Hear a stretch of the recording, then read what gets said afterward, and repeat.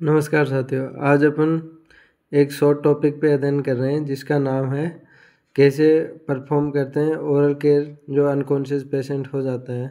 तो टॉपिक का नाम है performing oral care for an unconscious patient. इसके लिए कौन सी ट्रे की ज़रूरत होती है, क्या क्या इंस्ट्रूमेंट्स की ज़रूरत पड़ती है अनकॉन्शियस पेशेंट के लिए। तो इसकी पहले डेफिनेशन है, कोई एक अनकॉन्शियस पेशेंट है जो अवेयर नहीं है अपने बारे में और अपने सराउंडिंग के बारे में, और कोई रिस्पॉन्ड नहीं कर रहा है कोई भी एक्सटर्नल स्टिमुलेशन के प्रति। तो उस कंडीशन वाले पेशेंट को अनकॉन्शियस बोलते हैं और उसकी अपन ओरल केयर करते हैं। तो कौन सी ट्रे की ज़रूरत पड़ती है, क्या क्या उसको लिए इंस्ट्रूमेंट की ज़रूरत पड़ती है। तो ये ट्रे है अपने पास जो दिखा रखी है, इसके अंदर क्या क्या रखा है, वो कौन कौन से आर्टिकल्स रखे हुए हैं वो बता देते हैं।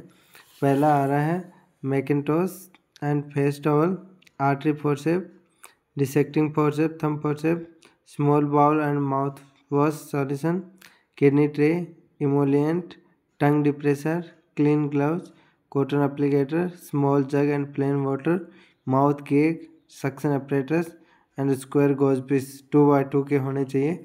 और इसका पर्पज़ क्या होता है, तो ओरल केयर करने का अनकॉन्शियस पेशेंट का तो पर्पज़ ये है, इसको मेंटेन करते हैं integrity of lips, tongue and mucous membrane of mouth. दूसरा होता है प्रिवेंट करते हैं, ट्रीट ओरल इन्फेक्शन को ट्रीट करने के लिए। तीसरा है क्लीन और मॉइस्चर करते हैं, ओरल म्यूकस मेम्ब्रेन होती है उसको। चौथा है स्लाइवेशन को स्टिमुलेट करते हैं। और पांचवा है प्रिवेंट डेंटल कैरीज और टूथ डिकेसी हो जाते हैं, दांत वगैरह ख़राब होते हैं उसको भी रोकते हैं उससे। और हेलिटोसिस को रोकता है, मतलब मुंह के अंदर जो दुर्गंध आती है उस कंडीशन में भी वो हेल्प करता है। अगर प्रॉपर क्लीन किया है माउथ को तो हेलिटोसिस को भी रोक सकते हैं। तो जिस हिसाब से ये इंस्ट्रूमेंट होते हैं, ये आर्टिकल्स होते हैं जो ज़रूरत होती है, ये इसका पर्पज़ होता है अनकॉन्शियस पेशेंट का माउथ क्लीन करने से। और इन्फेक्शन भी प्रिवेंट होता है, तो ये ज़रूरी होता है। तो ये अपना एक छोटा सा टॉपिक है जिसमें ये अपने ट्रे दिखाइए।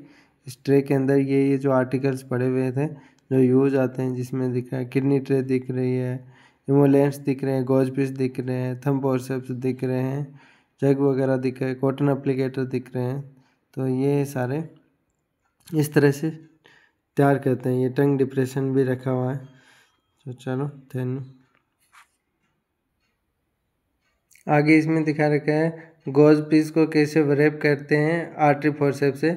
तो ऐसे पकड़ना होता है, पहले स्टेप में ये करते हैं, फिर इस हिसाब से इसको हैंडल करके लपेट के और फिर व्रैपिंग करते हैं।